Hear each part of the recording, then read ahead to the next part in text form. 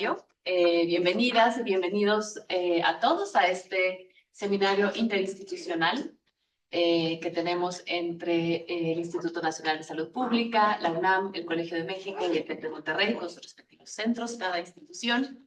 Y este es el primer seminario del 2026. Estamos entonces muy entusiasmados de empezar este año.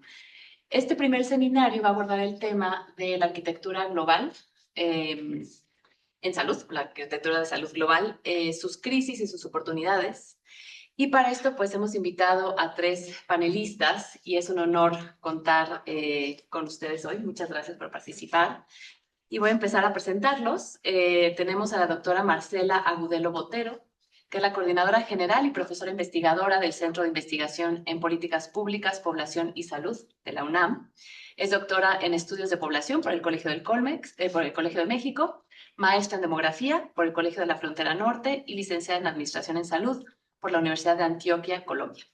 Es profesora titular también de tiempo completo, miembro del Sistema Nacional de Investigadores, nivel 2, y al que pertenece desde hace más de una década. Y es académica numeraria de la Academia Nacional de Medicina de México y miembro regular de la Academia Mexicana de Ciencias. Y desde 2019 funge como responsable de la maestría y el doctorado en Ciencias de la Salud, área sociomédica, campo de gestión y políticas de salud de la UNAM. Muchas gracias, Marcela. Tenemos también al doctor Germán Guerra y Guerra, investigador en Ciencias Médicas del Centro de Investigación en Sistemas de Salud del Instituto Nacional de Salud Pública. Es colega sociólogo por la Universidad Nacional Autónoma de México, maestro en Demografía por el Colegio de México y doctor del programa en Salud Global de la Universidad de Ginebra. Desde 2006 ha participado en proyectos de investigación en ciencias sociales y salud pública en diversas instituciones del sector público y privado en México, y desde 2012 se desempeña como investigador en ciencias médicas en el programa de salud global del Instituto Nacional de Salud Pública de México. Muchas gracias, Germán, también por tu participación.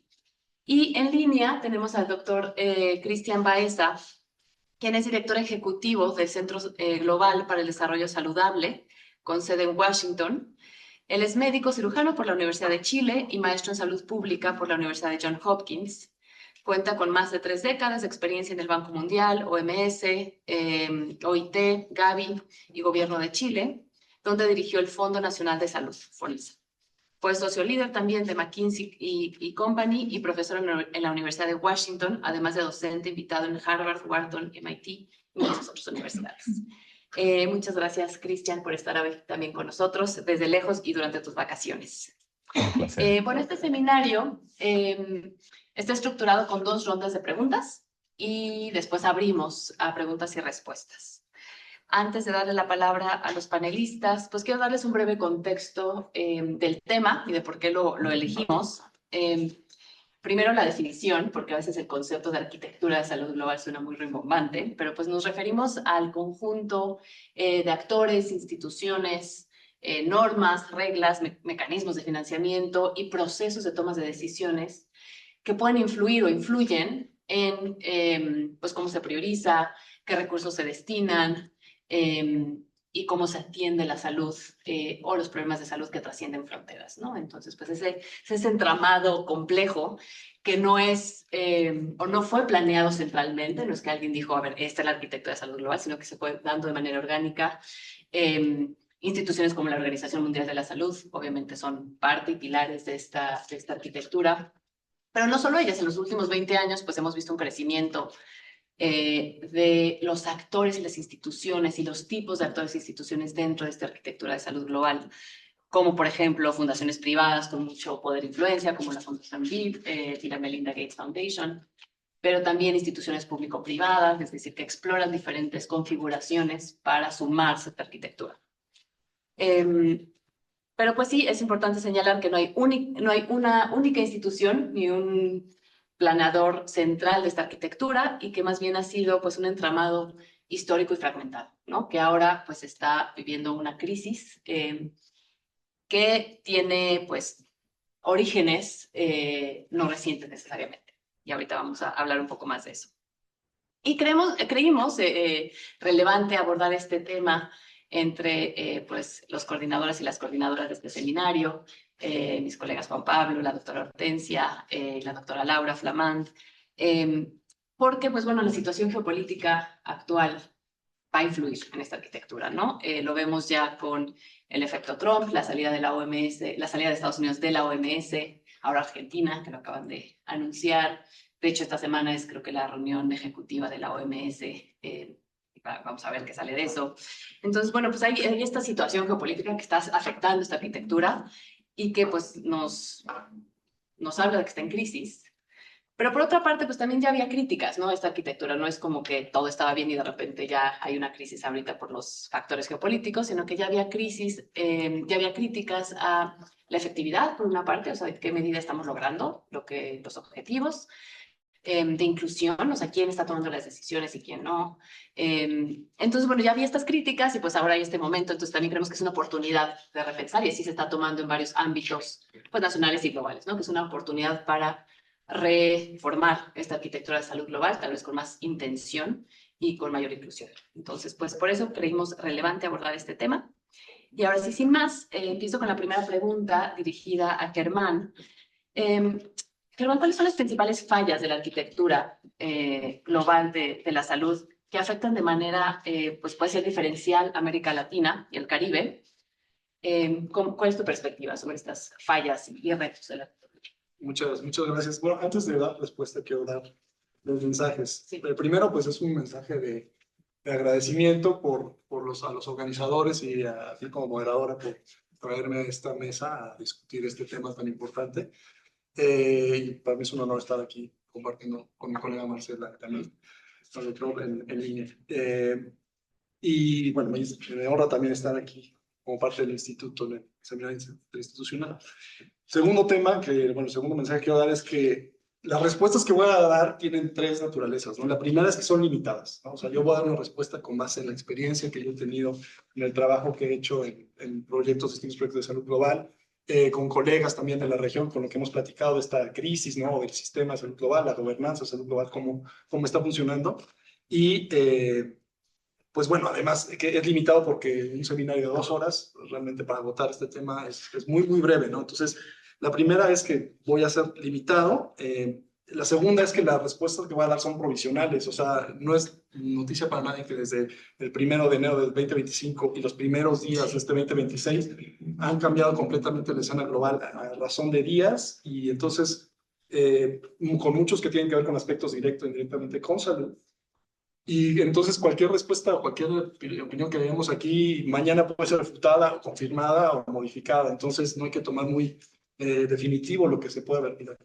Y la tercera es que, pues bueno, en el mejor de los casos, las respuestas que yo voy a dar son complementarias al ejercicio que tú llevaste ya a cabo en la región, ¿no? Sobre dictamen, este diagnóstico de lo que es la arquitectura en salud global, ¿no? En un esfuerzo muy, muy interesante y además estamos retomando parte de ese diálogo que tú ya llevaste. Entonces, si puedo decir algo nuevo, pues va a ser complementario a lo que ya se dijo y eso sería lo más conveniente para mí y para la audiencia.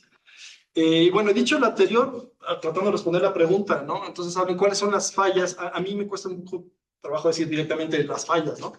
Yo diría, si estamos hablando de arquitectura, yo diría que son vicios, ¿no? Uno va a una casa, una arquitectura, los vicios ocultos, ¿no? Habrá un poco de vicios ocultos que se tenían en la gobernanza, ¿no? En la arquitectura de la salud global.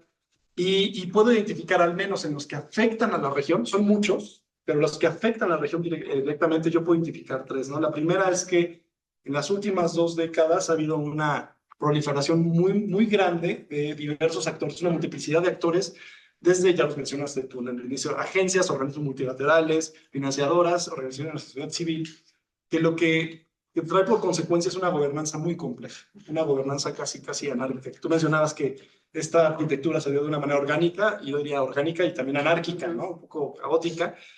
Y eso este vicio nos concatena al segundo, ¿no? Que es el que tiene que ver con esta multiplicidad de actores con una gobernanza compleja, deriva a fuerza en que hay actores que tienen distinto poder político y poder económico, que son quienes realmente terminan priorizando las acciones en salud global, ¿cierto? Entonces, muchas veces se establecen con base en quién tiene mayor capital político y capital económico, y da algo que no se ha podido superar, que es la asistencia vertical, ¿no? Como uno de los ejes de la idea de salud global que se tiene como la asistencia vertical. Ahora, en esta idea de la asistencia vertical es que los países que tienen mayores ingresos van a dar, recursos para el desarrollo a los países que están menos desarrollados, que en sí la asistencia vertical no es algo malo, está bien, es algo que se debe hacer y es como uno de los mandatos que se ha discutido, ¿no? Sobre esta asistencia. El problema es que ha generado una excesiva dependencia de los países que no se han desarrollado, que están en proceso de desarrollo, y eso les afecta en su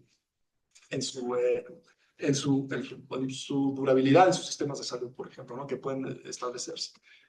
Y eso ha llevado, como consecuencia en particular de este fenómeno, sobre todo eso en los fenómenos de África subsahariana, en la dependencia del financiamiento, al llamado movimiento de descolonización de la salud global, que en mi opinión no es tanto que nos atañe a la región. El tema de la descolonización creo que es una cosa que se ha visto más en países de África subsahariana que tienen ese problema de dependencia. Entonces, la tercera falla es ya le compete directamente a lo que es la región, ¿no? Y tiene que ver con lo que yo digo que es, ok, considerando que la región de América Latina, la región de América, son países con profundas desigualdades sociales, sí, pero tienen al menos cierto nivel de crecimiento, ¿no? Que hace que no entren en las agencias financiadoras, ¿no? Que reciban, sea más difícil conseguir ayuda para el desarrollo. Pero supongo que ya tenemos cierto nivel de desarrollo medio por el PIB, que bueno, es una métrica, ¿no? Y entonces, eso hace que el tener cierta maniobrabilidad o cierto, no tener tanta dependencia de la ayuda para el desarrollo, sí ha hecho que en ciertos países de la región tengamos un papel más fuerte o más decisivo en la arena global, ¿no? Y voy a mencionar dos países, ¿no? Primero que me gusta mucho es el caso de Brasil. Brasil, durante la pandemia, en la pandemia de VIH-Sida, movilizando sus recursos diplomáticos para aspectos de salud que compete a los ámbitos internacionales, como fue la pandemia de VIH, logró a través de la Organización Mundial del Comercio, logró los licenciamientos obligatorios para tratamientos antirretrovirales, ¿no? Y esa ha sido una tradición en Brasil de tener esta brújula de poder producir medicamentos para la región y para su país, ¿no? El segundo ejemplo sería México. México ha creado lo que se llama, en ciencias políticas, le llaman las burocracias especializadas. Y la burocracia especializada que más tenemos por excelencia es la de la Comisión Binacional o la Comisión de Salud Fronteriza México-Estados Unidos, para resolver problemas entre los dos países. Que yo estoy muy sorprendido, y también su programa de ventanillas de salud, ¿no? Que atienden a los consulados, a las poblaciones migrantes, no solamente a las mexicanas, sino a las migrantes.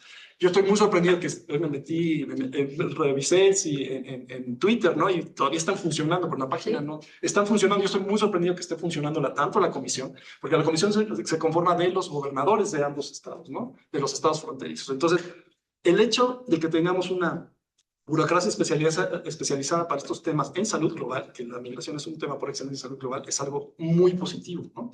Ahora, ¿qué pasa? Bueno, lo que sucede es que estas buenas prácticas, por así decirlo, están muy en el vaivén, y esto sí le compete a la región, de los cambios de régimen. Los cambios de régimen pueden hacer que cosas que se han llevado bajo esquemas de multilateralismo, de fortalecimiento de capacidades entre países, se vengan abajo. Y vuelvo al ejemplo de Brasil, ¿no? Brasil, durante el primer gobierno de Lula y luego con Dilma, hubo una importante impulso al tema de la desigualdad en salud, a mejorar la desigualdad en salud. Fue sede de la Conferencia Mundial sobre Determinantes Sociales de la Salud. Se firmó la Declaración de Río, la Declaración Política de Determinantes Sociales de la Salud de Río, pero después llegó Bolsonaro y el manejo, por ejemplo, de la pandemia o el tema de salud sexual y reproductiva se vino abajo. Entonces, ahorita en la actualidad, tú lo mencionaste, tenemos a Argentina, que también siguiendo esta tendencia autocrática y mercantilista y libertariana, quiere salirse, ¿no? De la OMS. Y bueno, vamos a estar muy atentos qué pasó en Costa Rica, ¿no? También que llega una presidenta que tiene más o menos este talante, ¿no? De cambiar a una cuestión mucho más cerrada, muy proteccionista, etcétera, etcétera. Entonces, en suma, son tres fallas, ¿no? La complejidad de la gobernanza derivada de varios actores, la continuidad de la priorización verticalizada por parte de agentes que son más poderosos, ¿no? En términos económicos, y finalmente, para el caso de América Latina, pues la continuidad de poder continuar con estas acciones de salud global que son muy positivas y son experiencias, digamos, endémicas. Eso sería más o menos para... Muchas gracias. Y también gracias por dar ejemplos de cooperación, que sí ha funcionado en el pasado, ¿no? Hay veces que, o sea, sí, han habido cosas que sí han funcionado también, entonces, y regresaremos a ese punto. Gracias, Germán.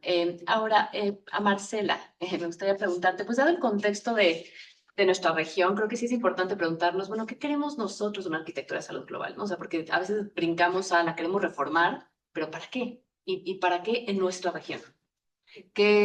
¿Cuáles podrían ser los mayores beneficios de la cooperación internacional o de una arquitectura de salud global para los países de nuestra región? Bueno, pues en primer lugar también agradecer a los organizadores, coordinadores de estos diálogos, que me parece una iniciativa muy necesaria, oportuna e interesante. Ya hace algunos meses hemos dado seguimiento a esto. Bueno, el CIPS en particular de la UNAM participa en estos diálogos. Entonces, pues agradecer que se abran estos espacios. Coincido completamente con Germanias, y antes de entrar al seminario decíamos, están bastante complejas las preguntas, porque si tuviéramos las respuestas, yo creo que estaríamos en otro lado, ¿no? Entonces creo que justo esto es una construcción, ¿no? De las diferentes perspectivas, de qué es lo que estamos entendiendo, cómo lo estamos entendiendo y cómo estamos viviendo y transitando cada cual por esta arquitectura de los sistemas de salud y de los retos globales que se plantean a la luz de estos cambios que, como ya bien lo dijo Germán, pues han sido muy rápidos en los últimos años, ¿no? Y en este sentido, yo creo que se tocaron puntos que son supremamente clave, ¿no? El tema de la dependencia, ¿no? Este tema de que no generamos nuestras propias capacidades, y lo hablo muy particularmente para el caso de la región de las Américas, donde nos cuesta generar estas capacidades de fortalecimiento, de gobernanza, de integración, de interoperabilidad de muchos tipos, ¿no? Otro de los temas que tocaba él es el tema de la continuidad, y eso a mí me parece clave. Dependemos justamente de gobiernos, de los gobiernos que estén en turno, pero también de los cambios en las visiones estratégicas de las instituciones que deben velar, que deben garantizar, porque se puedan mantener y sostener en el tiempo por los programas, las acciones y las políticas mismas, ¿no? Y a mí me parece fundamental, porque aquí es donde yo veo uno de los mayores retos, y es el tema de la gobernanza, que me parece que ya ahí, Germán, tú aportaste bastante, porque si lo pensamos también desde esta dependencia de lo que ha ocurrido entre países de ingresos altos y bajos, medios y bajos, es que ha habido una visión estratégica que se ha enfocado más hacia el asistencialismo, ¿no? No hemos logrado consolidar una visión estratégica que nos marque un norte y que nos diga efectivamente hacia dónde debemos dirigirnos conforme a los diagnósticos. Y creo que también no es digamos, un secreto, pues cuáles son los retos que enfrentamos. Estamos llenos de sobrediagnósticos. Sabemos qué es lo que está ocurriendo con las poblaciones migrantes, como también comentaba Germán, pues ese es uno de los temas centrales en salud global. Entonces, digamos que estos cambios y esa velocidad de estos cambios no se están dando a la par con una adecuada gobernanza a nivel regional, que yo diría que difícilmente esto ocurre, ¿no? Si bien sí existen estos organismos internacionales y estos mecanismos que podrían ser la vía a través de las cuales se consolidaran y se manifestaran las acciones para la atención de la población, para consolidar los sistemas de salud, pues no los vemos realmente reflejados, ¿no? Entonces ese me parece que podría ser un punto importante. Y lo otro es que siempre que hablamos de temas de salud, de sistemas de salud global, a mí me parece que hay dos ejes que son fundamentales. Uno es la voluntad política. Si no hay un compromiso político, definitivamente, pues no podremos lograr, pues trascender en lo que necesitamos solucionar o sobre lo que necesitamos trabajar. Y lo segundo es que el compromiso político tiene que venir acompañado también de recursos, de presupuesto, ¿no? O sea, no podemos hablar de esto sin que hayan los recursos monetarios, humanos de diferente tipo que puedan sustentar esto, ¿no? En términos de lo que está ocurriendo también con los cambios y que creo que es fundamental en temas de gobernanza de la innovación, también la producción regional y la transferencia tecnológica, la armonización regulatoria, ¿no? Eso es clave, ¿no? No podemos hablar de salud global si también estamos hablando de en diferentes niveles y diferentes idiomas y estamos entendiendo esto de diferente forma. Entonces, me pareció muy oportuno esto que tú hacías al principio, ¿no? ¿Qué es lo que entendemos como la arquitectura? Esa es una visión, pero tenemos que construir eso. Eso es lo que estamos entendiendo acá. Y entonces, ¿qué es lo que está entendiendo Brasil y qué es lo que están entendiendo en otros países que nos va a permitir encontrar unir estos puntos, ¿no?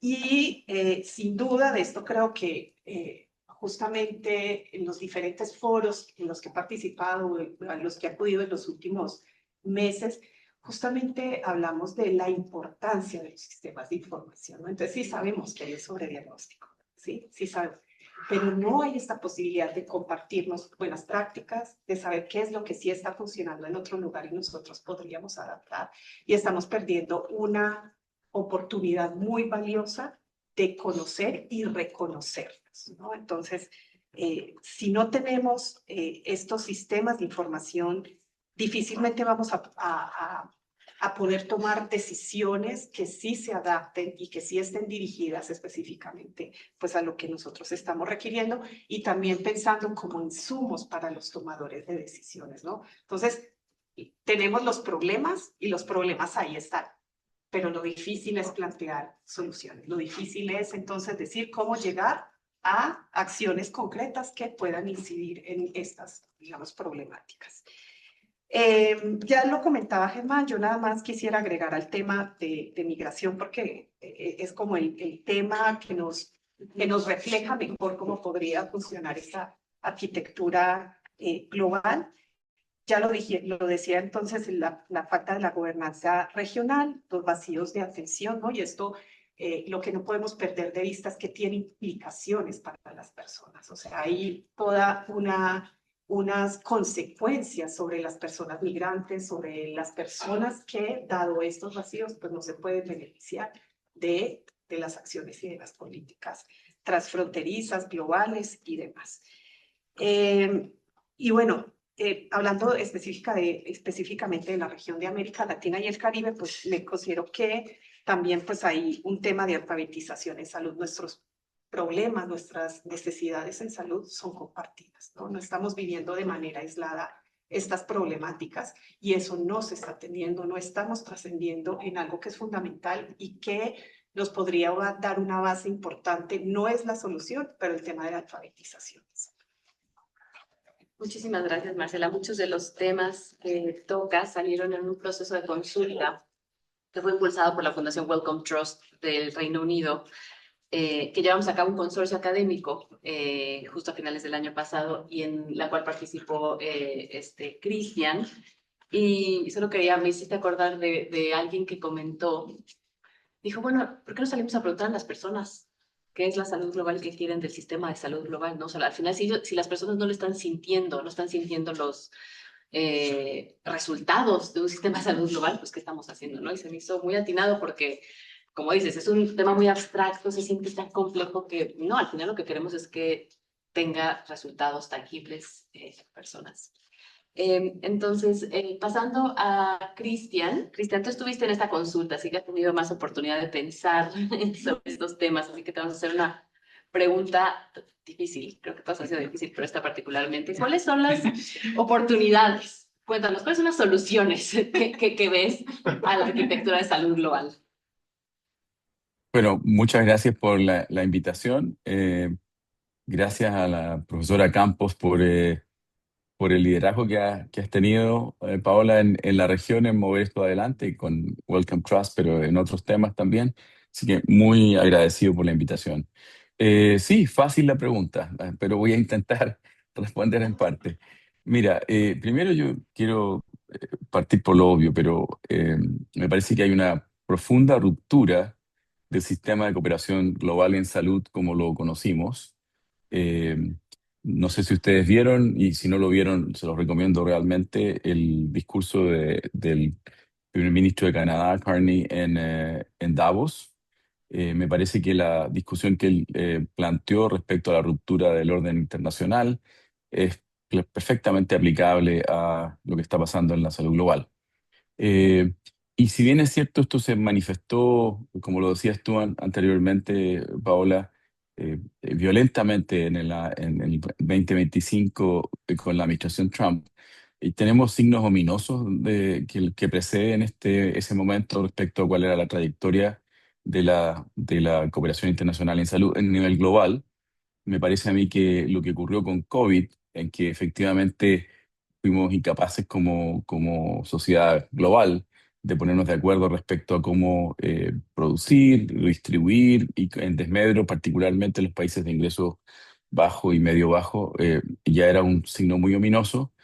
Me parece también que el foco que hemos tenido durante los últimos 20 años, que parece ser un foco más en cuántos millones de dólares más um, podemos lograr y gastar, más que en cuál es el impacto que hemos tenido, y junto con el predominio de decisiones en Ginebra, en Washington, New York y en Seattle, más que un partenariado con los países que son sujetos de este sistema. Así que yo creo que efectivamente esto es una crisis, eh, una ruptura muy profunda del sistema con la cual vamos a vivir bastante más que los próximos 3 años o 4 años. Yo creo que eh, u- la vamos a vivir por lo menos la próxima década. Eh, Quisiera decir también que una cosa que a mí me ha pasado en estas discusiones, no la que tuvimos, que ustedes fueron los anfitriones, pero en general, es que me parece que hay como una nostalgia de lo que se nos está cayendo, ¿no? Y como lo dijo también Carney, nostalgia no es una estrategia. Yo creo que efectivamente no vamos a volver a lo que había, probablemente por lo menos por una década, sino más. Y yo me atrevería a decir que los países del sur probablemente no deberíamos querer volver a ello. Y puedo dar razón de mi fe más tarde, ¿no? Eh, Ahora, la pregunta es ¿cómo mitigar? Entonces yo voy a ser súper pragmático, me educaron los jesuitas, así que voy a ir directamente al grano. Yo creo que hay 3 o 4 temas que uno puede avanzar, y particularmente mirado desde la región, desde América Latina y el Caribe. Lo primero es que yo creo que es crucial que nos aboquemos a el desarrollo de un nuevo multilateralismo selectivo regional, que yo me atrevo a decir no hemos tenido. Yo creo que América Latina ha hecho contribuciones muy significativas a la salud global, eh, pero no ha tenido un multilateralismo muy efectivo a mi juicio.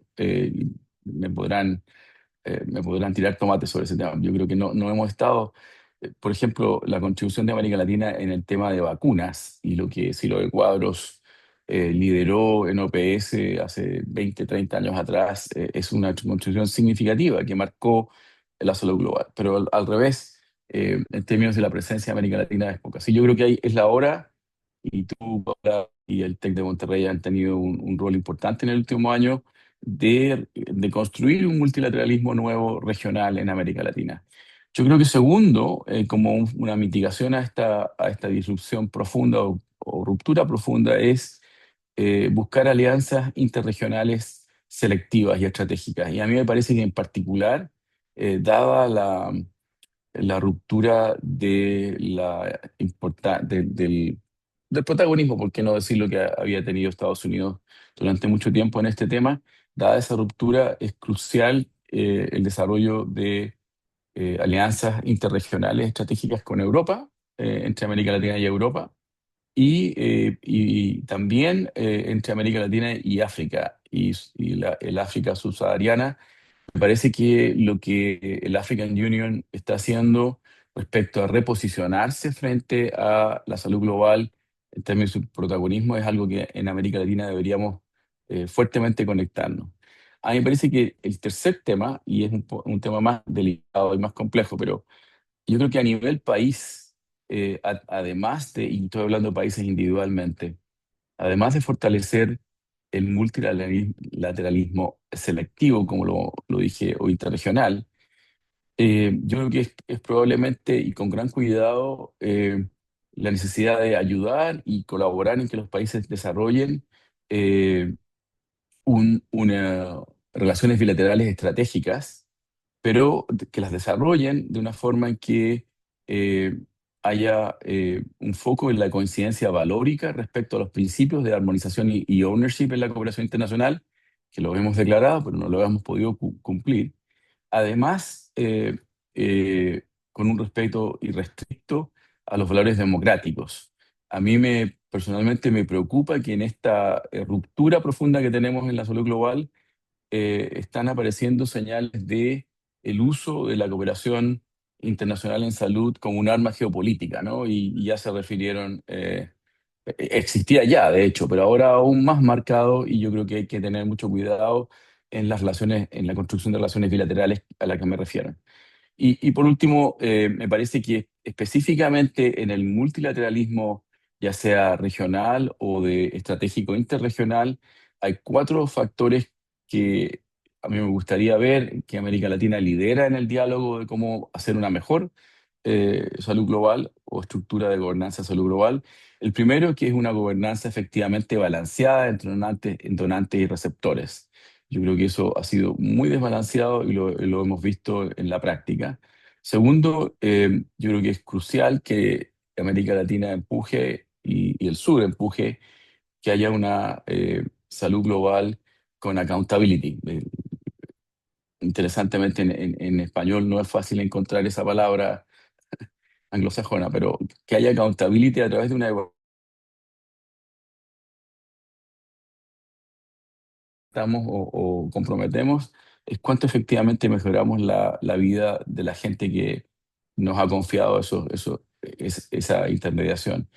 Yo creo que además un tercer elemento es que es crucial evitar la hegemonía de actores carentes de gobernanza que tenga accountability, ¿no? Me parece que, si bien es cierto, las fundaciones unipersonales han tenido un efecto muy positivo, también han tenido un efecto de sesgo muy significativo del foco de la cooperación internacional y eso deberíamos superarlo.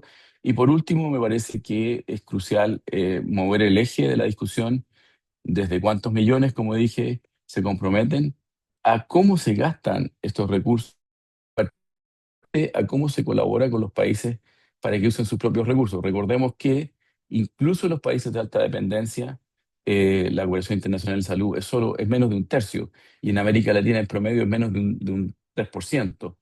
Si es que, o sea, aquí hay un tema de cómo establecemos un diálogo para mejorar el uso de recursos. Perdón, me extendí un poquito, pero Paola, me pusiste una pregunta muy difícil, así que estoy excusado, espero. Yo me quedo con este llamado a un multilateralismo pragmático, ¿no? Que es un poco lo que decía el primer ministro de Canadá en ese discurso, que lo podemos aplicar a la salud global, o sea, en nuestras regiones. Bueno, tal vez esta idea de gobernanza regional, pues no, pero es alianzas selectivas, tal vez no entre todos los países, entre algunos países con objetivos muy específicos, basados en intereses comunes, ¿no? O sea, ser muy pragmáticos en eso, suena interesante. Es eh, un buen planteamiento que además está muy relacionado con la siguiente pregunta para Germán, sobre qué formas institucionales regionales son más viables para fortalecer pues la arquitectura de salud global desde la región. ¿Qué plataformas ya se pueden usar? ¿Qué oportunidades hay? Creo que ya decía Cristian, África se ha puesto las pilas, la verdad, ¿no? Con esto de Africa Reset, la Unión Africana, bueno, nuestra región, ¿con qué contamos, ¿no? Para hacer esto. Bueno, eh, es una pregunta muy parecida a la anterior. También es difícil, pero en realidad ya se allanó un poco el camino con la respuesta del doctor Cristian. Entonces, primero que todo quiero enfatizar el modo en que, uno de los modos que se ha hecho este tipo de cooperación en la región, ¿no? Y entonces, tenemos como región una importante experiencia en las colaboraciones sur-sur, ¿no? Lo que llaman cooperaciones sur-sur, pero también sur, norte-sur, no hay una triangulación de la cooperación, ¿no? Por lo mismo que mencioné anteriormente de que somos países que tenemos cierto grado de no dependencia de la ayuda internacional directa, pura, ¿no? Por así decirlo. Y al menos yo identifico dos bloques de integración regional, comercial, que son importantes porque incorporan también el tema de salud. Uno es el Mercosur, ¿no? Que tenemos, que es en la parte sur del continente, y tenemos también el proyecto Mesoamérica, ¿no? Que es en la parte de México, hacia Centroamérica y hacia Colombia. De este último es importante mencionar, el Sistema Mesoamericano de Salud Pública, que es una entidad que se menciona o se proclama a sí misma como un bien público regional, así como se mete, dice, somos un bien público regional, pero que sí tiene agendas definidas que cambian cada 3 años sobre los temas de salud que son relevantes para la región, ¿no? Ahorita acaba de terminar en el 2025, terminó su plan trienial y ahora empieza con el nuevo que es para el 28, que toca temas de migración, envejecimiento saludable, salud mental, salud ambiental. Entonces, hay que voltear a ver estas instancias que con sus defectos y con sus capacidades y todo, son importantes porque son experiencias además de integración comercial, ¿no? Meten temas ahí también de integración comercial.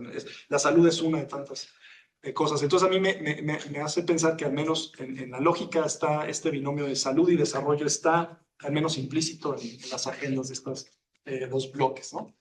Pero también tenemos otras experiencias en el apartado técnico. Tenemos la cuestión de las instituciones como la CEPAL, ¿no? Que generan datos muy buenos, que dan también una cuestión basadas en el tema de las desigualdades en salud.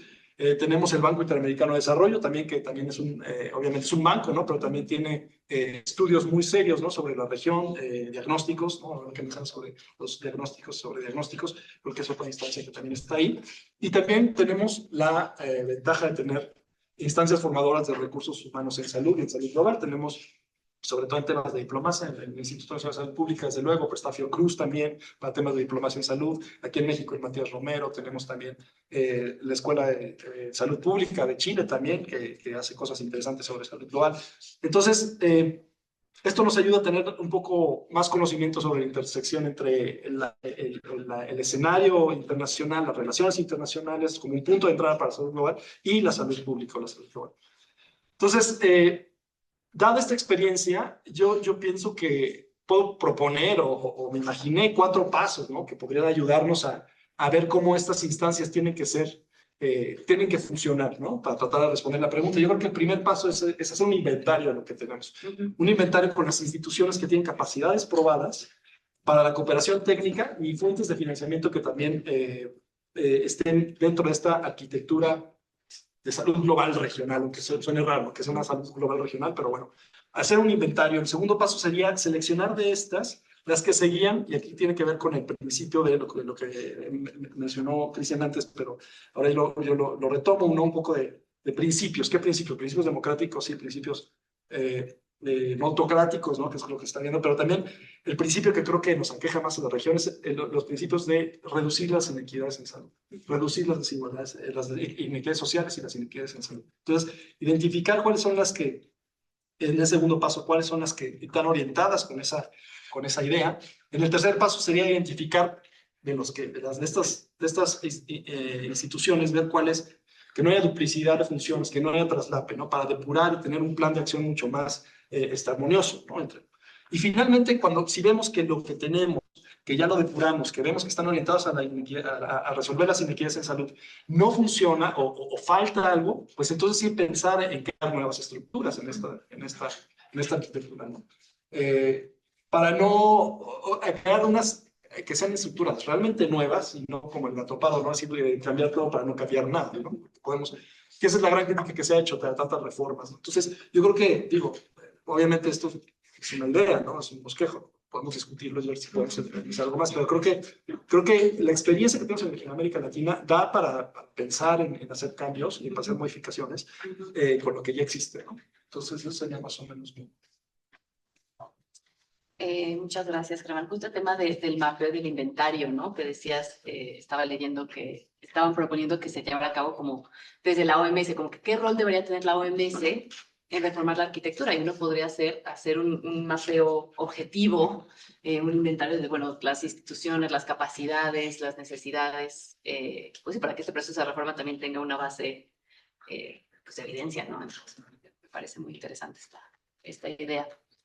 Eh, Tienes la respuesta. regresando, regresando con Marcela. Y es un poco parecida a la pregunta previa, pero así que siéntete libre de también reaccionar a lo que has escuchado.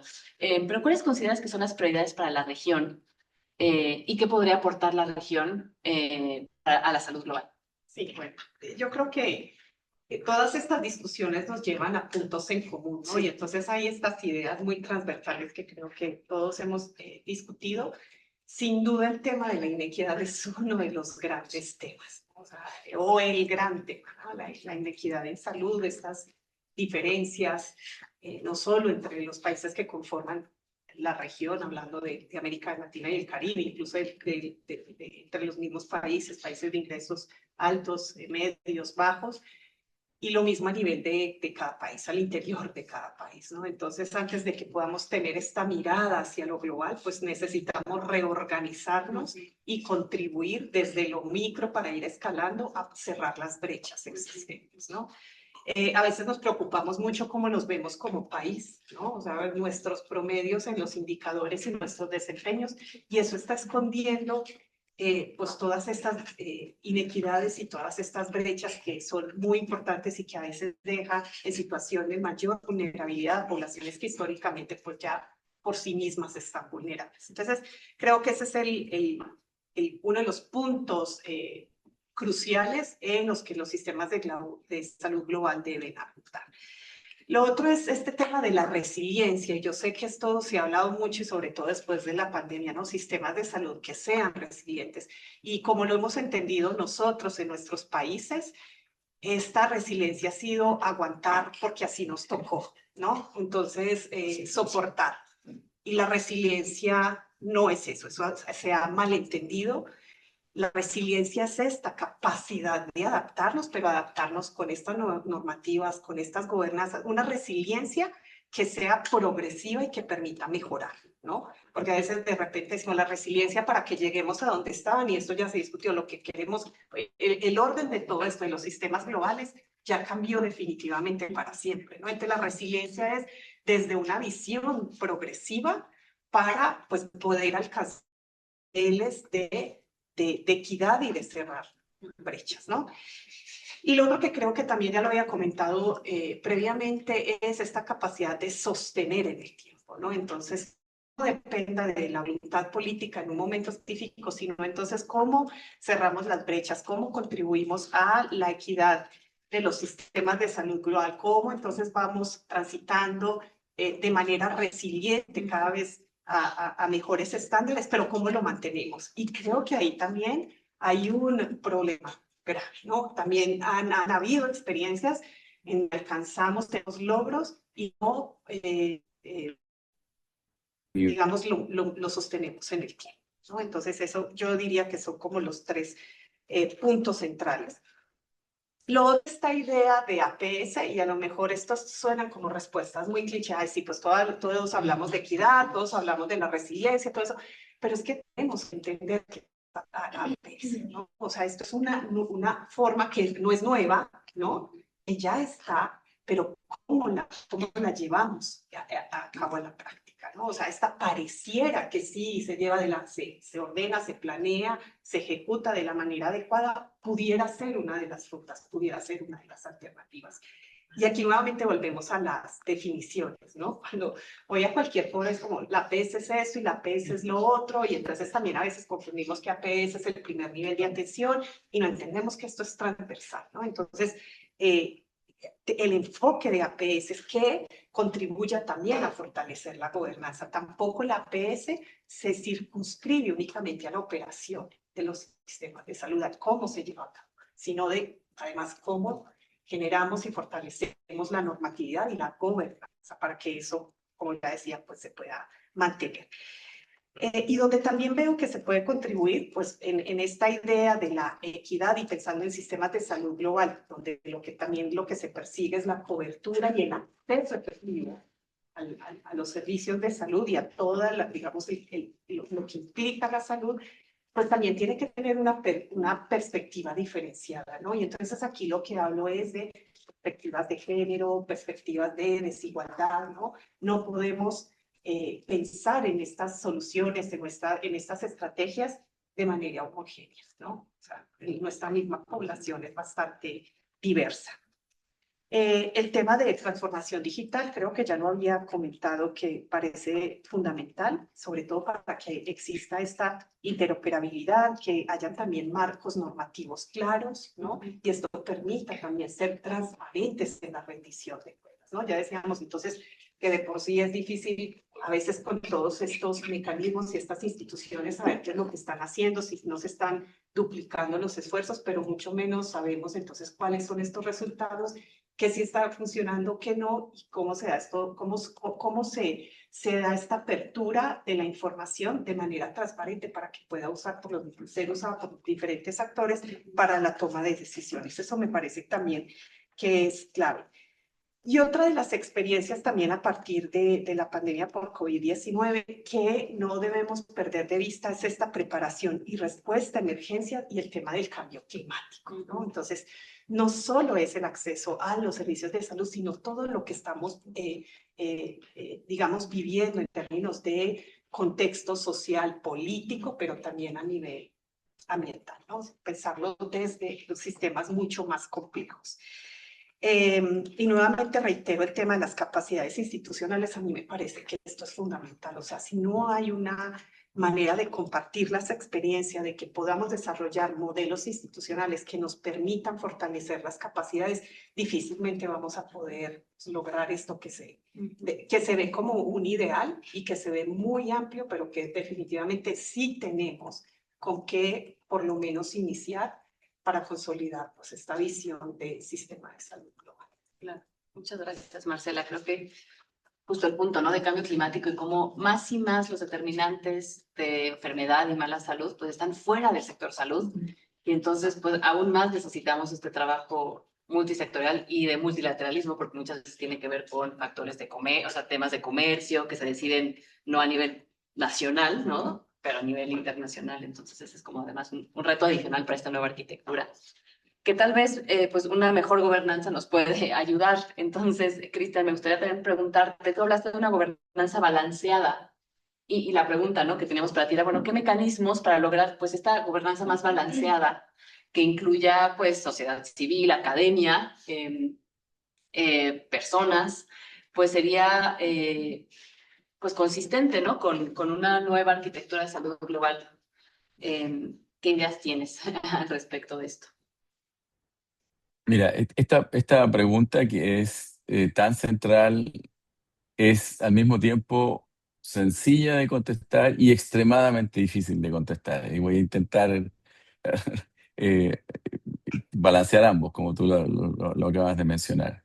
Eh, yo creo que no hay ninguna duda que la participación creíble y sustantiva en la gobernanza, en la cooperación internacional en salud y en general en todas las iniciativas de desarrollo de la academia, de los pacientes, de la sociedad civil y de las personas en situación de discapacidad eh, es crítica. Yo me tocó en un momento muy complejo de mi país de origen, Chile, ser yo mismo un activista por la democracia y sé lo importante que son las organizaciones civiles y la élite intelectual prodemocrática de un país. Así que no hay ninguna duda. Y además, yo creo que si alguien tiene alguna duda, es crucial que sepamos que la diversidad de pensamiento, de aproximación, no solo racial y de género y geográfica y de ingresos, pero también de pensamiento es crucial y eso solo se crea con tener sentado a la mesa de discusión donde se toman las decisiones a la mayor diversidad posible, incluyendo, por supuesto, a la sociedad civil, a la academia, a quienes tienen discapacidades y a los pacientes. Ahora, al mismo tiempo, hacerlo es extremadamente complejo y quisiera eh, eh, referirme en un segundo a eso, pero para responder más derechamente a tu pregunta y luego referirme a las complejidades, yo creo que en concreto en países y organizaciones internacionales democráticas debería haber presencia al menos consultiva en todos los directorios de las organizaciones de cooperación internacional en salud y en desarrollo a nivel nacional, regional y global. Yo creo que esa presencia, al menos consultiva, y yo sé que algunos ya van a ponerse nerviosos con mi adjetivo de consultiva, lo voy a explicar, es crucial y no la tenemos en muchas de nuestras organizaciones de una forma que yo creo que sea creíble desde el punto de vista de su rol en el proceso de decisión en estas instituciones. Ahora, yo creo que es bastante más complejo el tema respecto a la participación eh, de estos estamentos de la sociedad en los roles de decisiones, porque me parece que uno de los desafíos grandes allí es el tema de la representación de nuestros estamentos de la sociedad civil y de la academia, pacientes y personas con necesidades especiales, resolverla en el contexto de democracia. Y voy a explicar a qué me refiero. Eh, una de las cosas que a mí por lo menos me ha impactado, llevo 35 años tengo mis años ya, 35 años de actividad en salud global, es que desafortunadamente quienes tienen más capacidad de alzar la voz en el proceso de participación de la sociedad civil, en general tienen más capacidad de influir en las decisiones y aquellos que tienen menos capacidad de alzar la voz la tienen menos. Si uno quisiera tener un ejemplo que a mí me ha impresionado mucho, es la enorme asimetría en dos enfermedades que han recibido mucha atención y muchos recursos en los últimos 30 años, HIV/AIDS y tuberculosis, ¿no? Mientras tuberculosis desde el año 2015 eh, mata anualmente muchas más personas y tiene una carga de enfermedad mayor que HIV/AIDS, la relación de financiamiento entre uno y otro es alrededor de 4-1. Y bienvenido sea que tengamos la capacidad de alzar la voz y proteger a los más vulnerables, pero tiene que haber una forma de balancear y tener equidad en este proceso. Entonces, yo creo que se debe avanzar no solo en la participación consultativa de la sociedad civil en todos sus aspectos, lo resumo allí, sino que en la participación de decisión, en la medida de que todos tengamos un asiento en la mesa de decisión y no solo quienes podamos organizarnos con más fuerza respecto a que se escuche nuestra voz. Eso es. Y lo segundo que quisiera decir es que la pregunta es interesante porque ¿cómo se hace esto de una forma que sea más eficiente? La verdad es que a mí me importa un poquito menos la eficiencia y mucho más la equidad en este proceso de participación de la sociedad civil en la gobernanza de la salud global, ¿no? Y me explico. La democracia es un poquito más lenta, ¿no? Porque ir con todos es más lento que ir con algunos.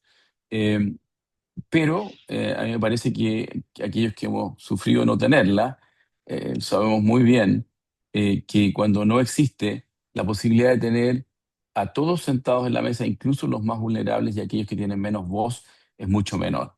Y por tanto yo creo que sí a la eficiencia, pero particularmente sí a la equidad en términos de que quienes tienen voces en esto.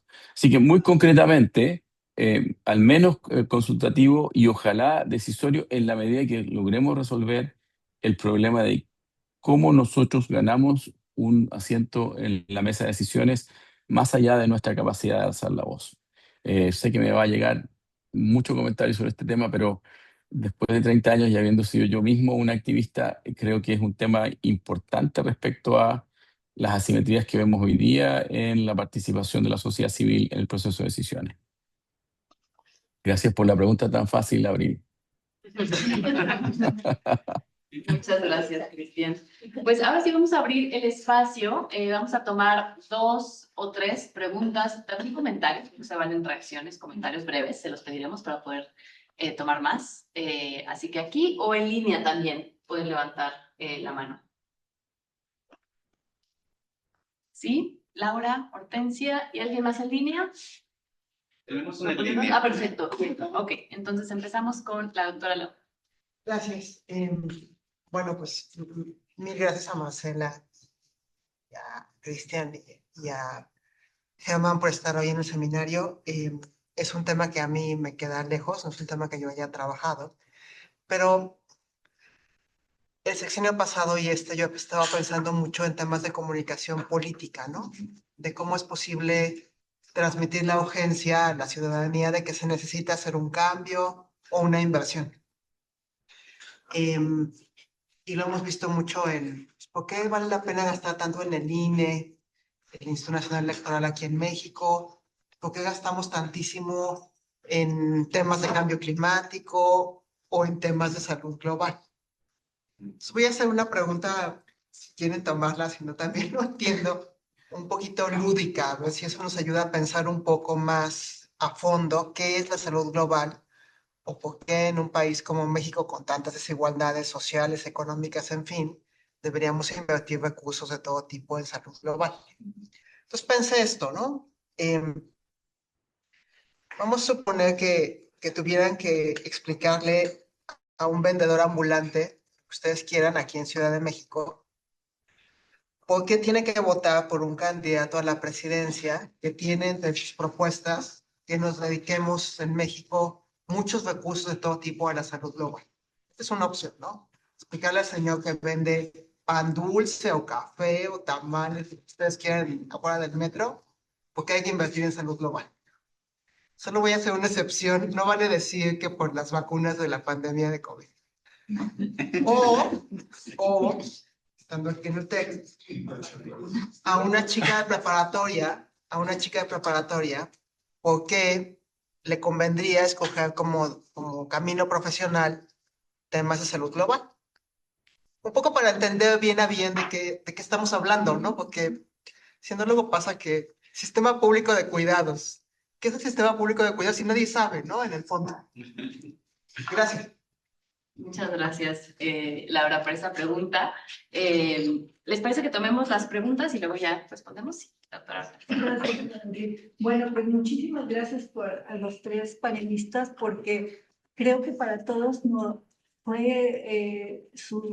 sus reflexiones nos hicieron empezar a pensar en serio de tal vez muchos aspectos que no habíamos considerado y también pensar que tenemos cierta responsabilidad nosotros dentro de nuestro ámbito para tratar de generar otras reflexiones que puedan ser, que permitan aportar algo. Es un problema tan complejo.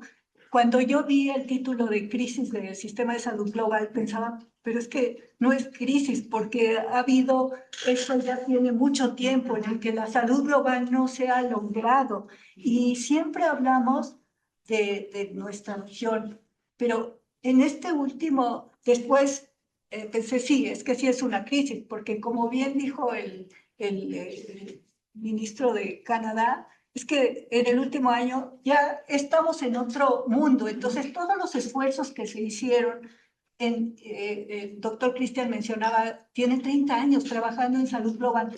Todo ese trabajo que se ha hecho, ¿qué pasa ahora con este otro escenario mundial que debiera hacernos pensar que es necesario enfocar el tema de salud global con otras estrategias diferentes y creo que este es uno de los objetivos del seminario. ¿Son las mismas estrategias que siempre se han tratado de implementar o tendríamos que dar un viraje dado que el mundo ya dio un viraje?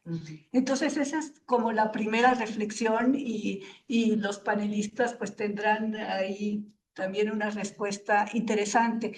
El otro punto que me hizo reflexionar es cuando se habla de la gobernanza de la salud global a nivel regional. Y mi duda hacia los panelistas es, ¿qué tendríamos que hacer?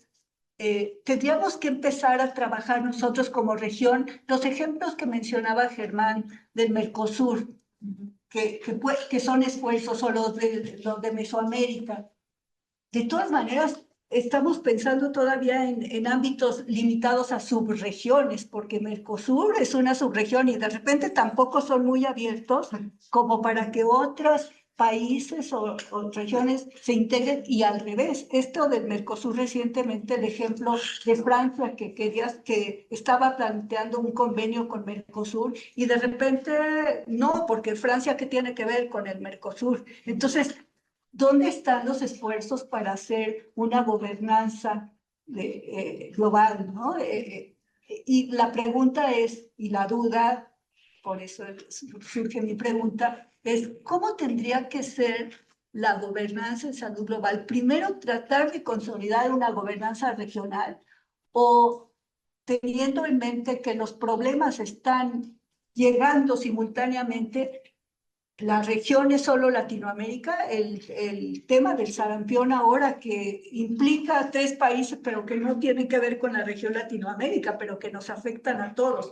Canadá y Estados Unidos están sufriendo el mismo problema que nosotros en el tema del sarampión y sin embargo no ha habido ningún esfuerzo por conjuntar políticas entre los países que tienen el problema y que seguramente después van a extenderse a toda la región. O tendríamos que estar haciendo simultáneamente, tanto a nivel de la región de Latinoamérica como con Norteamérica, como para una región de toda América, ante estas políticas nacionalistas y aislacionistas actuales de los países, o también con el resto del mundo. El ejemplo de África es muy interesante. ¿Por qué? ¿Por qué África ha logrado una mejor unión entre sus países?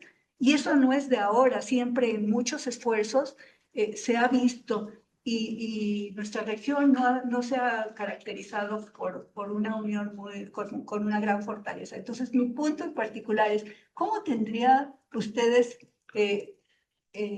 cómo piensa que tendría que ser la gobernanza de salud global? Empezar primero por una gobernanza regional y después ampliarla a una gobernanza de toda América para después intentar lograr una gobernanza global, así como para pensar en lo que realmente debía ser un salud global. Es, Muchas gracias, Hortensia. Me hiciste pensar que sería muy interesante poder invitar a alguien que está liderando Africa Reset o alguno de los que nos cuenten qué están haciendo, cómo le están haciendo a la... Creo que esta parte de cooperación sur-sur, entender estas regiones que ya no tienen que pasar por Ginebra o Nueva York, también es importante, ¿no? Sería muy interesante. Sí, adelante, Héctor. Hola, ¿qué tal? Buenas tardes a todas y a todos. Pues bueno, actualmente yo creo que es importante hacer hincapié en el hecho de que no se puede hablar de la salud global sin dejar de hablar de lo que está sucediendo en el contexto local. Más en México, que nosotros estamos en un proceso de transición del sistema de salud. Tenemos publicado en el Diario Oficial de la Federación desde octubre de 2022 el modelo de atención a la salud para el bienestar, que fue un modelo creado por las autoridades sanitarias nacionales, junto con el acompañamiento de la Organización Mundial de la Salud, la Organización Panamericana de la Salud, participó el Instituto Nacional de Salud Pública también, y este nuevo modelo está embebido de muchos conceptos que se maneja en el tema de la salud global, la cuestión de salud en todas las políticas, las funciones esenciales de la salud pública como mecanismos de fortalecimiento de la gobernanza de las autoridades locales. Incluso se incorporan estructuras, por ejemplo, ahorita que mencionaban de Brasil, el Sistema Único de Salud de Brasil, este modelo prevé una estructura que se llama Centro Coordinador de Salud para el Bienestar, que este centro coordinador pues pretende realizar el intercambio de servicios e insumos entre las diferentes instituciones y el modelo lo prevé como el mecanismo para lograr pues esta unificación de todo el sistema de salud. Al parecer este proceso pues iba avanzando, el aterrizaje de este modelo de atención a la salud al bienestar, para el bienestar en México. Hubo un cambio de administración y si bien estos instrumentos jurídicos, estas publicaciones ya están en el Diario Oficial de la Federación, Al parecer hemos estado teniendo temas para lograr su aterrizaje, que esto se traduzca en los cambios institucionales, los marcos normativos, las cuestiones jurídicas, para que se logre aterrizar este modelo que se requiere, que va a apoyar a disminuir la brecha de acceso a los servicios de salud. Me gustaría preguntar qué recomendaciones se le pudieran dar tanto a los tomadores de decisiones y los actores locales para poder facilitar e incentivar que este modelo, que pues bueno, ya tiene 4 años existiendo en el Diario Oficial de la Federación, pueda aterrizarse y que esto pues se traduzca en un beneficio para la salud tanto local, la salud de México, como pues para la salud global. Sí, muchas gracias. Muchas gracias, Héctor. Pues ahora sí, le damos la palabra a los panelistas que quieran responder alguna de las preguntas. ¿Quién quiera? Sí. Tan bueno.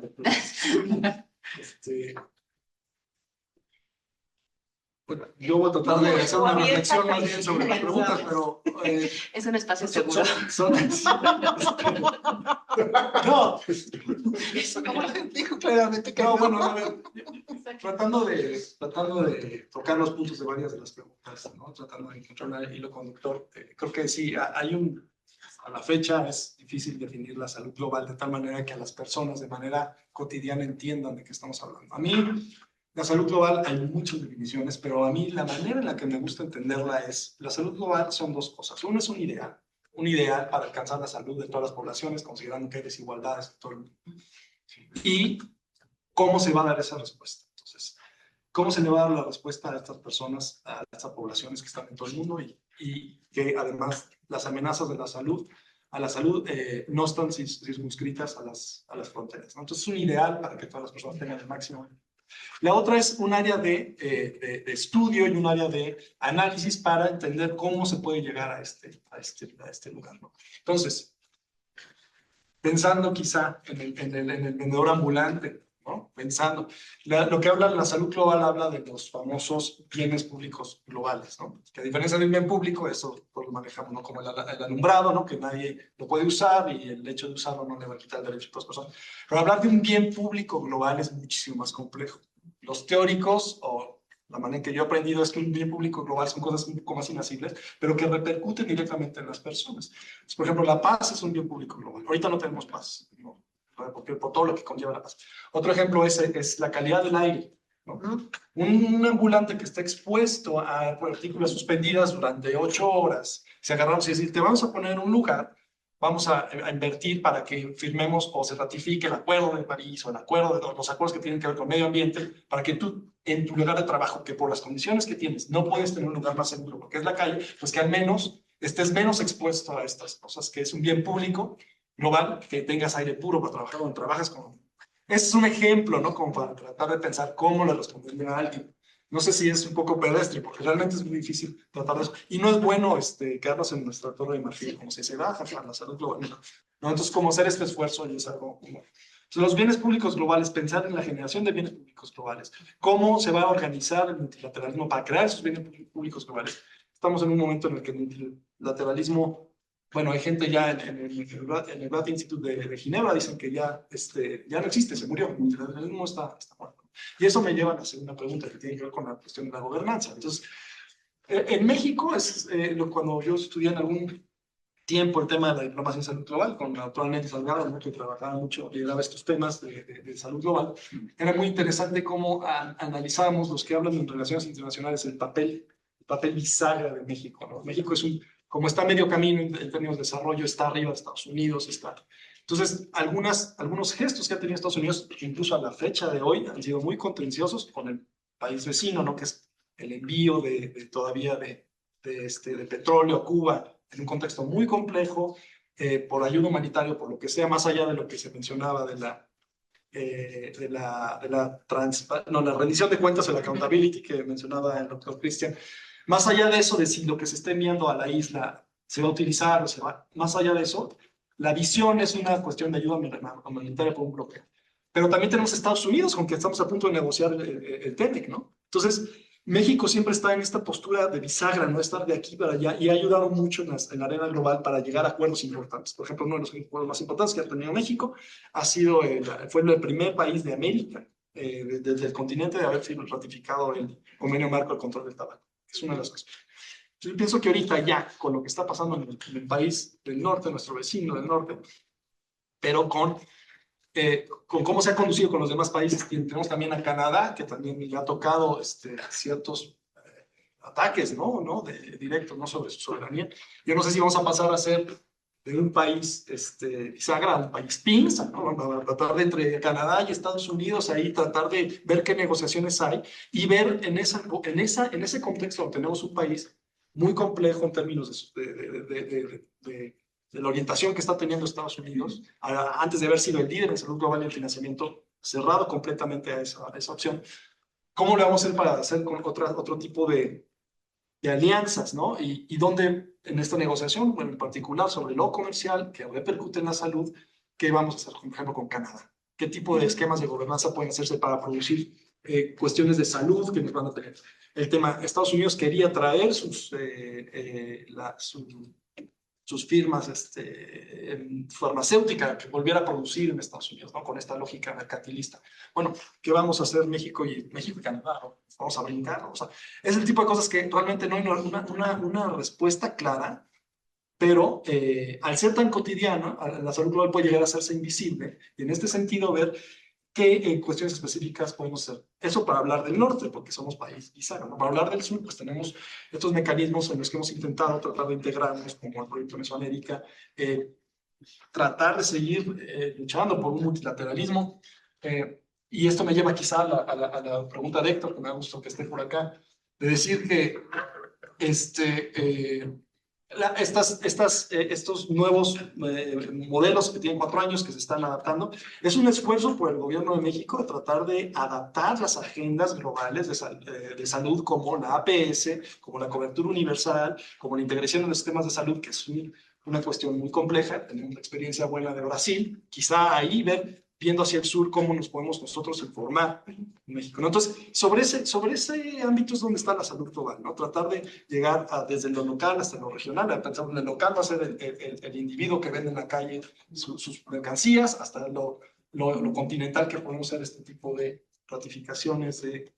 Y no olvidar que, bueno, a ver qué va a pasar en mayo, cuando tenemos la Asamblea Mundial de la Salud y el acuerdo pandémico, ¿no? Se supone que ya se empiezan las ratificaciones. Vamos a ver qué va a pasar ahorita que está desfondada la OMS, ¿no? Entonces, hay mucho que hacer todavía con la gobernanza, y lo que sí es importante, doctor Hortensia, que creo que cuesta trabajo decir, es cómo lo vamos a hacer ordenada, ¿no? Porque podemos ir a hablar de gobernanza y podemos a seguir esta gobernanza orgánica que quizá no nos lleve a... Entonces, bueno, eso sería más o menos lo que yo diría, tratando de responder las preguntas. Sí, bueno, las preguntas que nos enviaron para el panel, como las preguntas son bastante complejas y quisiéramos hacer una bola de cristal para poder resolver. Yo igual, ¿cómo creo que pudiéramos explicar esto de salud global? Esto yo lo pienso como un derecho, ¿no? Es que es el derecho a la salud. Es algo que no se debería ni siquiera cuestionar, ¿no? Porque pues es la posibilidad de que las personas accedan independiente del contexto y de su posición geográfica, económica y de 1000 características, pues a lo que todos deberíamos acceder, ¿no? Yo creo que esa podría ser una manera. Tampoco tengo la respuesta sería complejo, ¿no? Siempre que hablamos de temas de salud, de cómo le explicaríamos esto ¿no? A un niño, a una persona del común, etcétera, pues es un reto.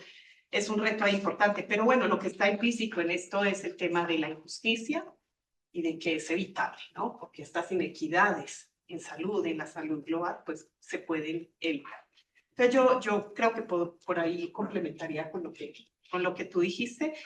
Y yo además agregaría que esto tiene que permear a todos los actores, ¿no? Aquí hablamos de los tomadores de decisiones, de quienes se encargan de diseñar y hacer políticas públicas, perdón, todas las personas y la comunidad en general, pero las organizaciones de la sociedad civil, o sea, todos deberíamos llegar a un consenso y saber de qué va esto y de qué trata, ¿no?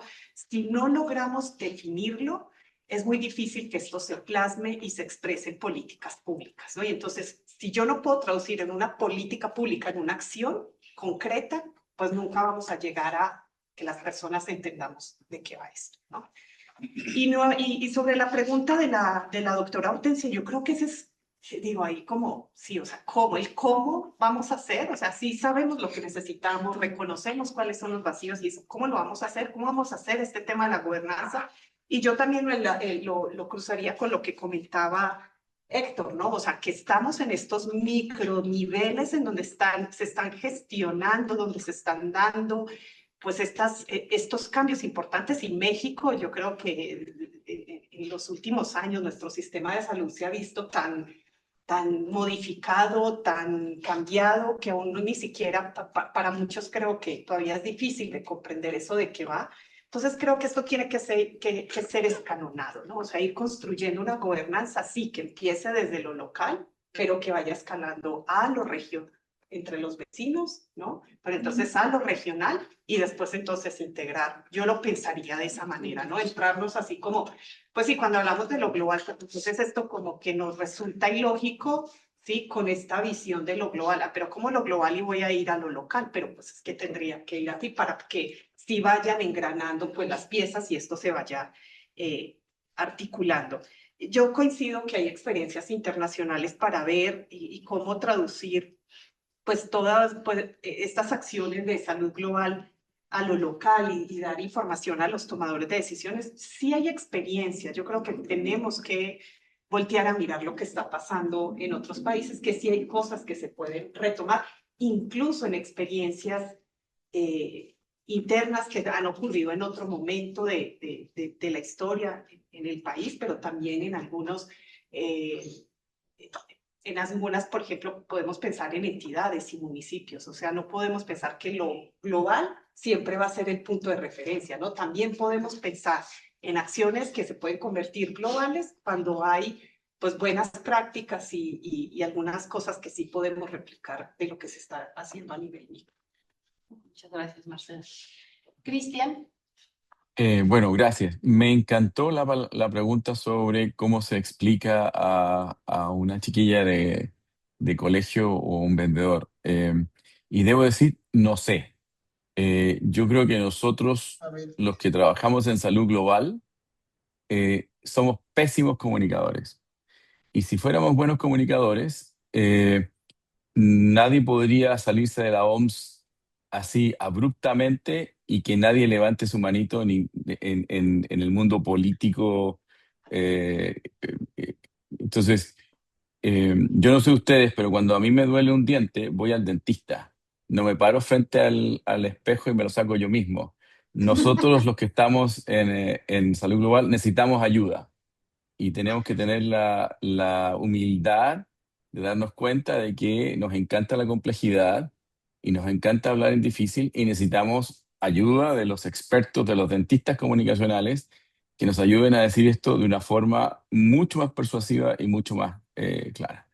Mi comentario para intentar ser dentista es que también que aquí tenemos que empezar por distinguir entre lo que es cooperación internacional en salud y salud global.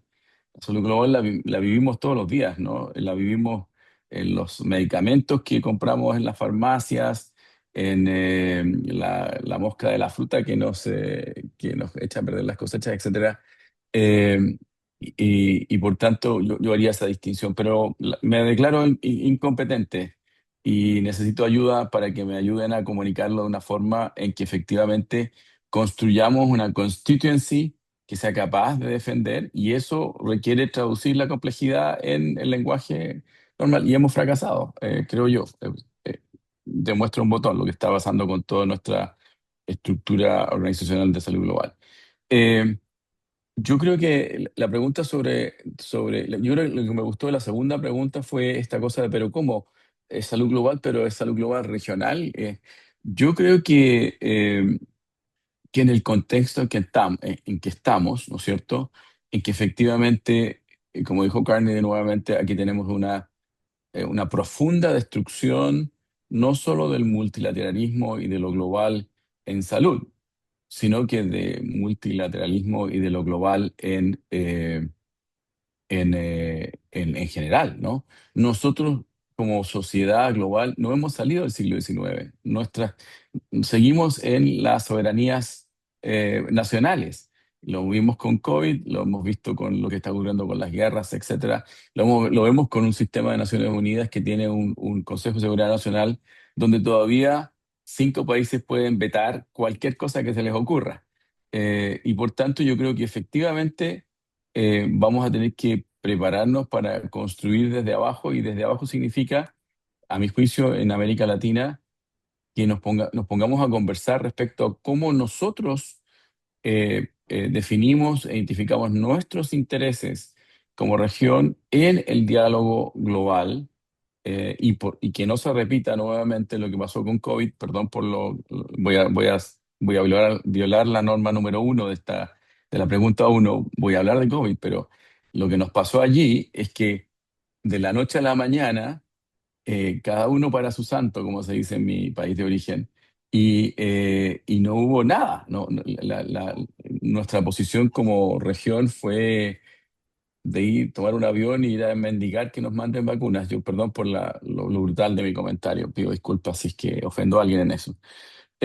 Y por último, me declaro interdicto respecto a la pregunta sobre el modelo de atención de México. Tuve el placer y el privilegio de trabajar muchísimo en México. Creo que el tema de la fragmentación es un gran tema en México. Pero me declaro interdicto. Yo soy de allá abajo, de una capitanía general, no de un virreinato. El siglo XIX. Bueno, Muchas gracias, Cristian. ¿Podemos tomar 2 comentarios más o preguntas? Pues, Juan Pablo, pues, Gracias. Fácil por una pregunta. un comentario. No, yo voy a entrar un tono más puro, ¿no?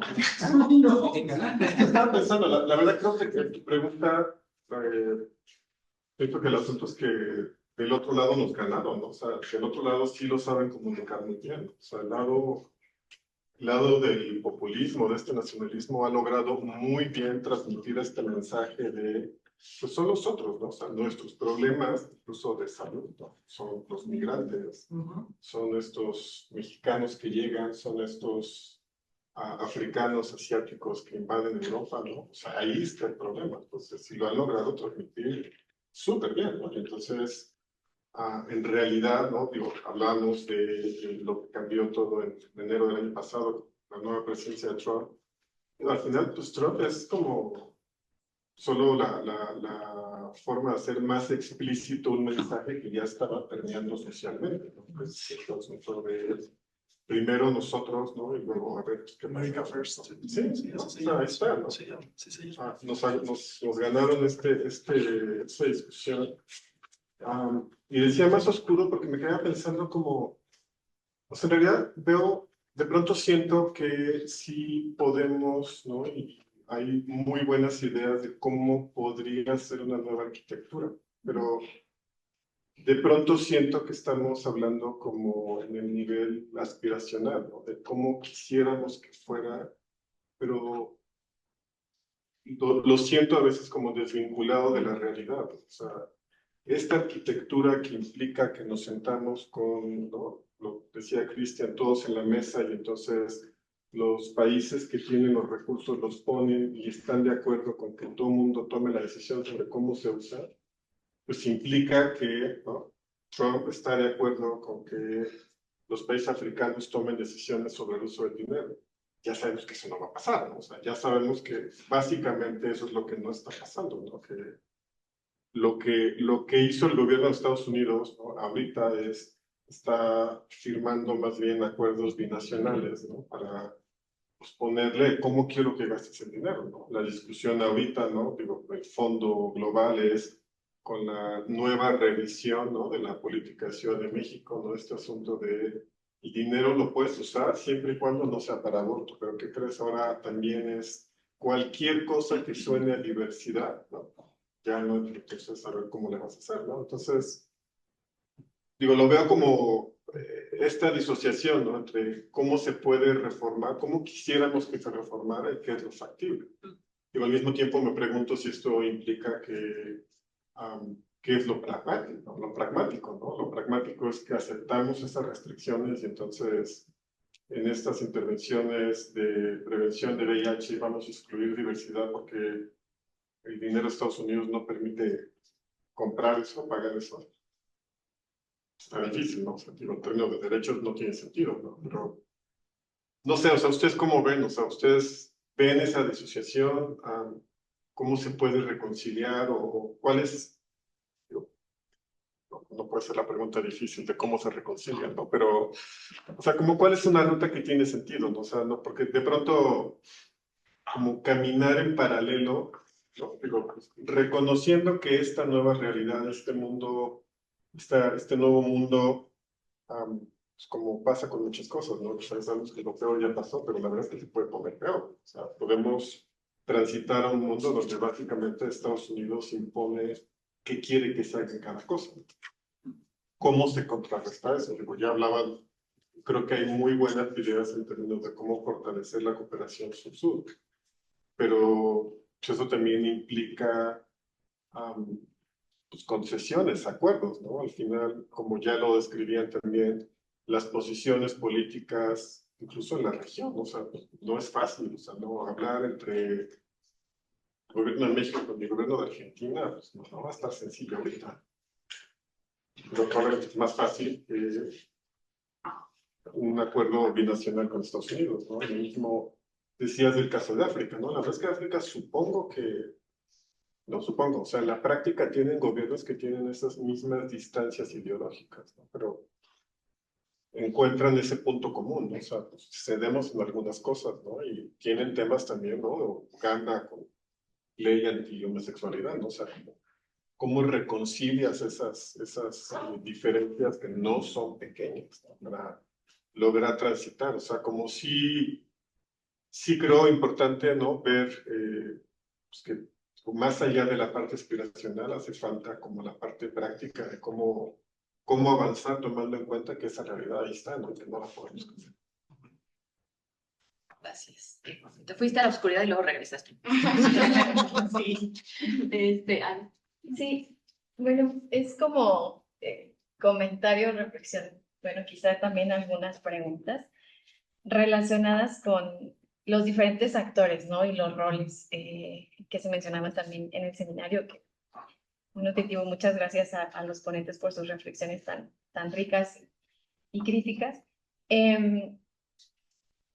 Yo me pregunto cuál es el rol de nosotros, o sea, como académicos, para impulsar justo lo que mencionaba el doctor Cristian, ¿no? O sea, a lo mejor es una pregunta existencial que no va a tener respuesta, pero me gustaría escuchar sus reflexiones en torno a esto, de cómo justo nos ganamos un lugar en la mesa, que es lo que planteaba el doctor Cristian, en esta incidencia, ¿no? En esta, pues sí, esperanza de no depender siempre 100% pues de los tomadores de decisiones o de esa voluntad política, ¿no?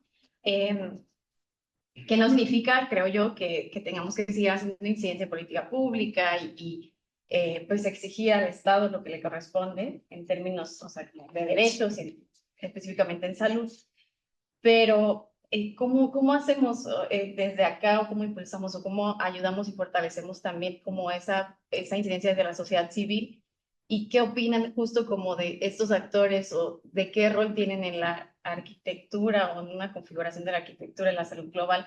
Pues de actores a lo mejor también, o sea, más comunitarios o de las poblaciones indígenas, ¿no? Y de casos concretos, por ejemplo, pienso yo en México, ahorita el movimiento de Zapatista de Liberación Nacional, pues está construyendo un hospital, ¿no? Que le llaman el proyecto Quirófano La Selva, ¿no? Con ayuda, o sea, no solo de donaciones nacionales, sino también internacionales, ¿no? Hay como muchos intercambios, viene gente de otros países que apoyan esos procesos, ¿no? Y que incluso durante la pandemia también hubo como mucho movimiento, intercambio a nivel, pues, como de esta base comunitaria, ¿no? Entonces, o sea, cómo también retomamos estas lecciones y estos intercambios como a este contexto de lo que están trayendo aquí o qué opinan como de todo esto también y de los roles de estos actores, ¿no? Y cómo podemos fortalecer e impulsar también desde ahí, como desde la academia. Muchas gracias. Alejandra. ¿Hay alguna otra pregunta, comentario en línea? ¿No? Si no, adelante a los panelistas. ¿Quieres que empiece? Sí, por Por favor. No, porque Me echas una mano. Gracias. Bueno, no, yo creo que son preguntas muy, muy complejas porque seguimos hablando. Creo que una de las reflexiones de lo que hemos discutido acá es que, pues esto suena muy aspiracional, efectivamente, ¿no? Seguimos hablando de salud global en lo abstracto y creo que lo difícil es poder llegar así a decir, esto es la salud global, ¿no? Entonces, a mí me costaría mucho como pensar en esto que tú dices, ¿no? O sea, cómo hacer estas reformas, cómo aterrizarlas. Pero para mí siempre es fundamental empezar con estos diálogos, con estos espacios.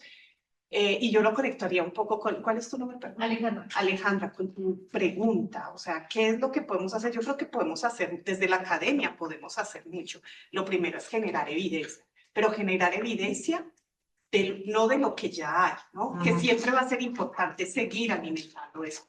Pero creo que algo fundamental es poder evaluar cuando hay todas estas acciones de salud global, todo lo que están haciendo estas instituciones a nivel mundial, pues qué es lo que está funcionando, qué no y en lo que podemos mejorar, ¿no? Entonces, si generamos, ese es el papel de la academia, ¿no? Creo que una de las cosas que podemos hacer, generar evidencia que pueda ser traducible, accionable, como diría la doctora Flaman, ¿no? En acciones concretas, ¿no? Tampoco quedarnos nuevamente en lo abstracto, sino entonces esto, cómo se puede utilizar en otro contexto. Y yo creo que lo del papel de los diferentes actores, pues es fundamental. Yo creo que ya esto no lo hablamos y no lo discutimos tan a profundidad, pero es que la salud global también está atravesada por los aspectos culturales, ¿no? Entonces, no hay un ideal de salud global. También es muy complejo pensar en una salud global. En esa salud global tienen que caber las diferentes perspectivas. Y entonces aquí, pues pensar en esto, ¿no? Las poblaciones indígenas, las poblaciones en situación de movilidad, las poblaciones de la diversidad sexual, o sea, no sé, ¿no? Entonces, no todos construimos esas aspiraciones de salud global de la misma manera, ¿no? Entonces, es que es fundamental. Sí, Cristian, ¿quieres? Sí, me encantaría. Gracias. Muy buenas preguntas, de nuevo, fáciles. Me sorprendió un poco el primer comentario, porque en el sentido de que hay una preocupación, ¿no es cierto?, de que este nuevo orden camina rápidamente, que Estados Unidos va a imponer.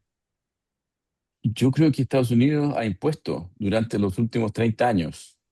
Si uno le pregunta al African Union, a los ministros de salud, yo no creo que no creo, yo estoy a ciencia cierta que la distribución de los recursos de la cooperación internacional en salud, o sea, se hubieran distribuido de esta forma si efectivamente los países recipientes, particularmente el África subsahariana, hubiese tenido una voz en la decisión.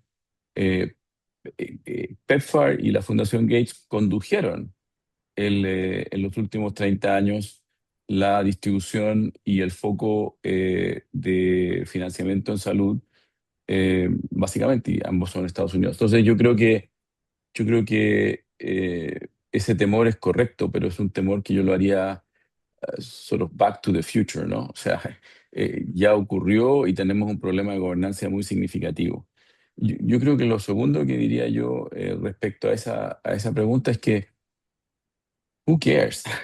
Quiero decir, nosotros en América Latina tenemos una posición de privilegio en el sentido de que todos los avances de salud global lo hemos financiado nosotros, han sido nuestros pueblos, nuestros recursos. La cooperación internacional en salud ha sido importante, ha tenido momentos catalíticos en uno y otro país, no sé, Bolsa Familia en Brasil, Plan Nacer en Argentina, digamos, todo el diálogo que hubo sobre el Seguro Popular en México y hubo otros, los programas de vacunación. Pero en realidad, el tema del financiamiento ha sido nuestro, digamos, y yo creo que justamente este énfasis en el diálogo internacional más que en el diálogo nuestro respecto a cómo se usan nuestros recursos, es un problema. Así que esa fue mi primera reacción, es un poquito desordenada mi primera reacción. La segunda es, y no puedo coincidir más con mi colega del panel, eh, yo creo que el rol de la sociedad civil es central. Eh, y yo creo que es central en ser escéptico, en demandar verdad en la medida que uno pueda tenerla. Y eso significa en demandar que los esfuerzos comunicacionales hegemónicos para posicionar, digamos, comunicación respecto a este tema estén acompañados de evidencia real, ¿no? O sea, yo vuelvo a decir, si le hubiese tocado a los ministros del African Union tomar decisiones, no habríamos concentrado la cooperación internacional en salud en el 4% de la carga de enfermedad, sino que la habríamos concentrado en el 35% de de la carga de enfermedad, que es las enfermedades crónicas no transmisibles evitables. Y yo desafío a cualquiera que esté en esta reunión que le pregunte a cualquier ministro de África dónde pondría la prioridad, y claramente no es donde ha estado. Entonces, yo creo que el único que tiene la energía, ojalá que sea así, de decir, señores, aquí demandamos evidencia respecto a lo que estamos comunicando y diciendo, y eso en partenariado con el mundo académico, ¿no? Que el mundo académico independiente, que no todo el mundo académico es independiente, desafortunadamente, pero el mundo académico independiente. Así que me parecieron súper desafiantes las preguntas. Qué difícil estar en este foro con preguntas tan, tan difíciles. Muchas gracias, Cristian. ¿Y Germán? Sí, no sé si quiero regresar a la oscuridad. No, miren, yo lo que hago, no sé si conocen, tratando de responder igual los temas, porque son muchos temas, pero cada año antes del foro de Davos, ¿no? En enero, el Foro Mundial saca el reporte de los riesgos globales, no sé si lo conozcan, ese es muy bueno. Cada año con año lo sacan y entonces de lo que hablan es cómo definen un riesgo global como la posibilidad de que suceda algo que cambie completamente el sistema, como ya puede ser una amenaza ambiental, guerra, recesión. Y yo lo he venido siguiendo por los últimos 10 años quizá, pero los últimos 2 años ha sido muy interesante porque van dos años consecutivos que hablan justo de la polarización social, ¿no? Cuando el doctor Juan Pablo menciona que nos ganaron este discurso de echar digamos, la enemistad hacia afuera, ¿no? Y no ver hacia adentro, eso genera una polarización social y es uno de los riesgos que se está haciendo, que todo lo demás se justifique, que el control de las libertades individuales se justifiquen por parte de gobiernos autócratas. Entonces, a lo que todo eso puede desencadenar, entonces que eso restringe el acceso a servicios de salud a los migrantes, por ejemplo, ¿no? Con cosas que teníamos ya muy trabajadas, o al menos en el discurso. Si ustedes ven un discurso de cómo trató Obama en el 2014 la pandemia de ébola, y ven cómo se está perfilando ahorita, o cómo a Trump le tocó la pandemia de COVID, ven escenarios completamente distintos. Obama agarró y dijo, a ver, ahora sí, aquí está la charola, ¿quién le va a meter dinero, no? Que al final lo que se prometió estos países no lo dieron, que es de las fallas de la famosa, pero al menos tenemos una línea o una guía, ¿no? Donde dice, pues por ahí tenemos que ir y dar las posibilidades que... Ahora eso parece que se está acabando, parece que es cada quien rasque con sus uñas, o en el peor de los escenarios es las famosas, que ya se habla mucho ahorita en el tema de las relaciones internacionales, de las áreas de influencia, regresar a áreas de influencia, donde entonces la pregunta del doctor Juan Pablo es, ¿qué vamos a hacer? Lo que nos dejen de hacer en el tablero nuevo que se está reconfigurando. Y viene de nuevo la pregunta de Alejandra, ¿no? ¿Qué vamos a hacer? Pues más bien hay que esperar, ver cómo se está reconfigurando este tablero, con la diferencia de que hay riesgos cada vez más presentes que amenazan, ahora sí que la población global. El día de hoy se supone que Rusia y Estados Unidos iban a negociar el SMART 3, ¿no? Que es la no proliferación de armas, ¿no? Nucleares, ¿no? Y lo están haciendo de una manera, ahí donde está el veto, ¿no? de Naciones Unidas. Todas estas cuestiones están cambiando de una manera en la que acaba de pasar un año, el primer año del gobierno de Trump, que afectó a todo el escenario global, fue el año de los aranceles. Ahorita parece que es el año de las intervenciones, ¿no? O sea, empezó así el año. Entonces, la pregunta es, yo no tengo la respuesta, es a esperar cómo estamos moviendo, si vamos a regresar a una nueva área de influencias, ¿no? y México, pues definitivamente caemos sobre el área de intervención de Estados Unidos, ¿no? Entonces, pues yo creo que sí, la resistencia desde la sociedad civil creo que es muy importante también.